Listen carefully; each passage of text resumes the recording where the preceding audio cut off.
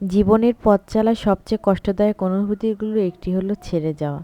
কখনো প্রিয় মানুষ, কখনো বন্ধু, আবার কখনো জীবনের কোনো গুরুত্বপূর্ণ অধ্যায়। আসসালামু আলাইকুম, সবাই কেমন আছেন? আমার নতুন আরেকটি ব্লগে আপনাদের স্বাগতম। আশা করি যে যেখান থেকে আমার এই ভিডিও দেখছেন, আল্লাহর অশেষ রহমতে সবাই ভালো আছেন এবং সুস্থ আছেন। আলহামদুলিল্লাহ, আমিও আমার পরিবারের সবাই ভালো আছি। আমাদের জীবনের গুরুত্বপূর্ণ কিছু অধ্যায় কোনো না কোনো সময় আমাদের ছেড়ে চলে যায়। এই ছেড়ে যাওয়ার সময়গুলো আমাদেরকে কখনো আবেগে ভাসায়, কখনো কাঁদায়, আবার কখনো শক্ত করে তোলে। দেখেন না, আমরা আমাদের ছোটবেলাকে কিভাবে ছেড়ে চলে এসেছি। ছোটবেলার আসলে কথাগুলো যখন মনে পড়ে, তখন মনে হয় ছোট থাকলে কতই না ভালো করতাম। বার্ষিক পরীক্ষা শেষ হবে আর নানুর বাড়ি যাব না তা তো হয় না। ছোটবেলায় সেই নানির বাড়িতে যাওয়া, পিঠা খাওয়া, বার্ষিক পরীক্ষা শেষ হলে অন্যরকম একটা আমেজ ছিল। সময়ের পরিবর্তনের সাথে সাথে সেই সময় তো আমাদের ছেড়ে অনেক আগে চলে গেছে। এখন আমাদের বাচ্চাদের সময়। বাবুর তো এক্সাম শেষ, এই জন্য বাড়ির পথে রওনা দিলাম। বাড়ির পথে না, গিয়েছিলাম আমার খালা শাশুড়ির বাসায়। আসলে আমার খালা শাশুড়ির বাসায় অনেক দিন থেকে বলছিলাম যে বেড়াতে যাব, কিন্তু যাওয়া হয়ে ওঠেনি। তাই এবারে প্ল্যান করলাম যে না গিয়ে আর ছাড়বো না। জানেন তো, ভালোবাসাটা এমন একটা বন্ধন, কখন কার প্রতি মায়ায় পড়ে যাবে কেউ বলতে পারবে না। আসলে আমার দুজা এত আমাকে ভালোবাসে, কি বলবো। রক্তের সম্পর্ক না হলেও না, কিছু সম্পর্ক এমন হয় যা মায়ার বাঁধনে আবদ্ধ হয়ে যায়। ওরা আমাকে বলছিল যে তুমি বেড়াতে আসো, তারপরে তোমাকে আমি হাঁস খাওয়াবো।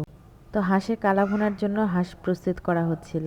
ওরা হাঁস পরিষ্কার করছিল আর আমি ভিডিও নিচ্ছিলাম। আর ওরা না মাটিতে অনেক সুন্দর করে গাছ লাগাইছে, তাই আমি আবার গাছগুলো দেখছিলাম। আসলে শীতের মধ্যে যদি বাড়িতে গাছ লাগানো হয় না, বাড়ির সৌন্দর্যটা যেন আলাদা হয়ে যায়। এই সময়টা তো আসলে ফুলের গাছ লাগানোর সময়, আবার ফুলের সময়। আপনারা কে কে ফুলের গাছ লাগিয়েছেন অবশ্যই কমেন্টে জানাবেন। আর গ্রামের বাড়িতে না, মাটির চুলার রান্নার টেস্টই একটা অন্যরকম হয়। গ্যাসের চুলা বলেন বা কারেন্টের চুলা বলেন, তার চেয়ে মাটির চুলার রান্নার টেস্টটা যেন অন্যরকম স্বাদ।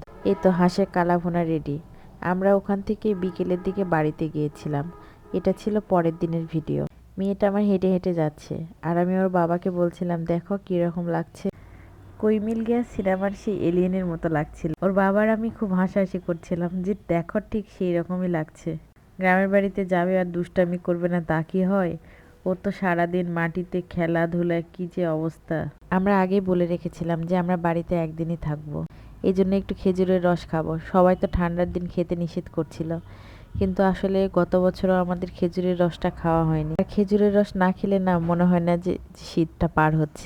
সকাল সকাল খেজুরের রস আর মুড়ি। আপনারা কে কে খান বলেন তো? আমার তো খুব ভালো লাগে। আর এখানে আমাদের পান উঠাচ্ছিল, তো আবার ওর বাবা আবার বলছিল যে পানের ভিডিওটা একটু নেই। যাই হোক, সকাল সকাল উঠে আমরা আবার খেজুরের রস আর মুড়ি খাচ্ছিলাম। তো আমার মেয়েটার তো সেই কাশি, এই জন্য ওকে আবার অল্প পরিমাপে দিয়েছি।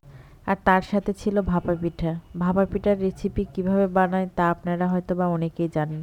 তো আমি আবার মনে করলাম যে একটু ভিডিও করি। গ্রামে মাটির চুলায় ভাপা পিঠা কিভাবে বানানো হয় অনেকেই জানে না, তাই আমি আবার দেখাই দিলাম। আসলে জায়গা ভেদে বিভিন্ন এলাকায় বিভিন্ন রকম ভাবে তৈরি করা হয়। আমার শ্বশুরবাড়ি এলাকাতে আসলে এভাবে তৈরি করা হয়। আমার বাবার বাসাতে যেমন আবার অন্যভাবে তৈরি করা হয়। এখানে যেমন কাপড়ে রেখে ভালো করে রেখে দিচ্ছে, আমার বাবার বাসাতে আবার বড় পাতিলে রেখে ঢেকে রাখে। আসলে যে যেভাবে তৈরি করে। আমরা বিকেলের মধ্যে আবার রাজশাহীতে চলে আসছিলাম।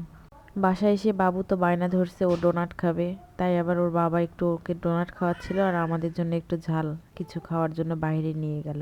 আর আমার মেয়ে কি করে খাচ্ছে দেখেন।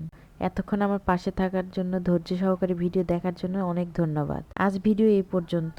সবাই ভালো থাকবেন এবং সুস্থ থাকবেন। ফেসবুকে ফলো দিতে ভুলবেন না, আর ইউটিউবে অবশ্যই সাবস্ক্রাইব করে যাবেন।